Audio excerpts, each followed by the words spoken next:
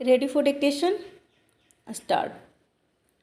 America और मिस्र की यात्रा से लौटकर प्रधानमंत्री ने उच्च स्तरीय बैठक बुलाई। उसमें उन्होंने मणिपुर में ईंधन और जरूरी वस्तुओं की आपूर्ति बहाल करने और स्थिति को सामान्य बनाने के उपायों पर अमल करने का निर्देश दिया। मणिपुर में हिंसा भर के 2 महीने होने को है। 10,000 से अधिक लोग विस्थापित हैं। 100 से ज़्यादा लोगों की जान चली गई है। सैकड़ों घायल हैं।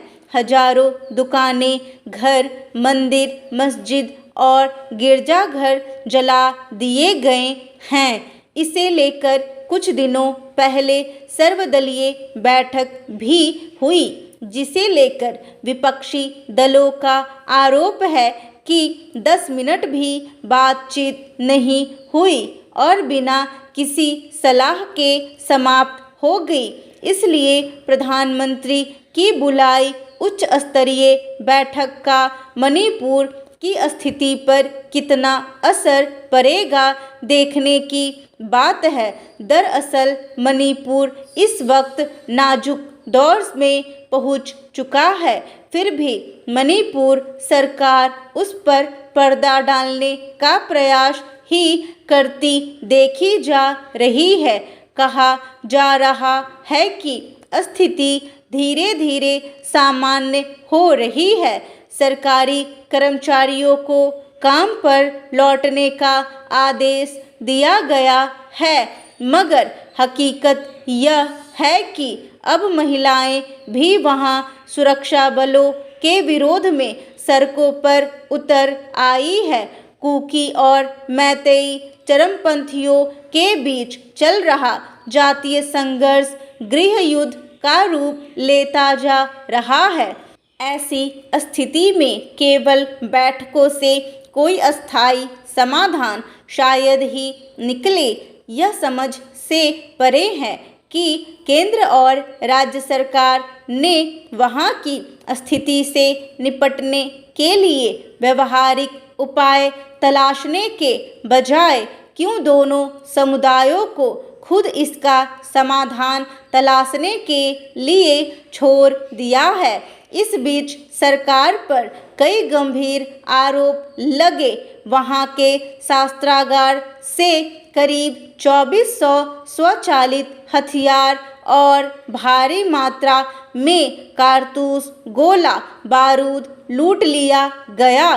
विपक्षी दलों ने आरोप लगाया कि सरकार ने जानबूझकर वे हथियार लुटवाए, मगर इस पर सरकार की तरफ से कोई सफाई नहीं आई।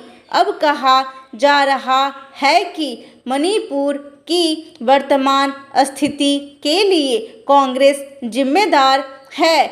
विचित्र है कि जिस वक्त मणिपुर जल रहा है, उसे शांत करने के बजाय राजनीतिक रंग देकर अपनी जिम्मेदारियों से ध्यान भटकाने का प्रयास किया जा रहा है।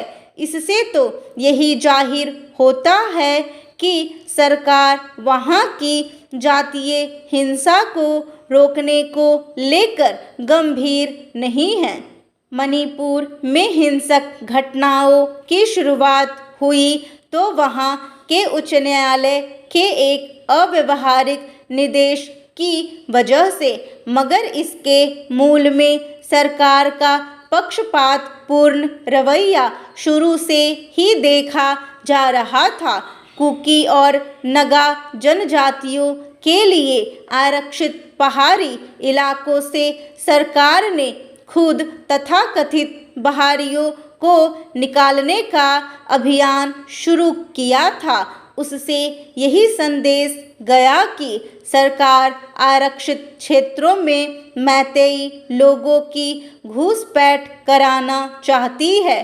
फिर अदालत के मैतेई लोगों को जनजातियों की सूची में शामिल करने पर विचार संबंधी निर्देश ने आग में घी का काम किया। ऐसे संवेदनशील मसले पर सरकार को भ्रम निवारण के व्यवहारिक उपाय करने चाहिए थे।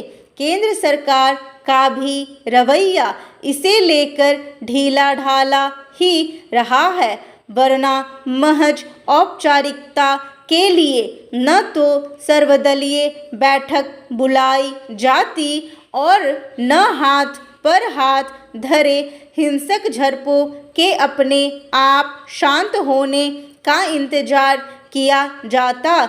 जब तक वहाँ हिंसा नहीं रुकेगी तब तक ईंधन और दूसरी जरूरी चीज़ों की आपूर्ति भी ठीक से बहाल नहीं हो सकेगी। हिंसा रोकने के लिए वहाँ के लोगों का भरोसा जीतना बहुत जरूरी है।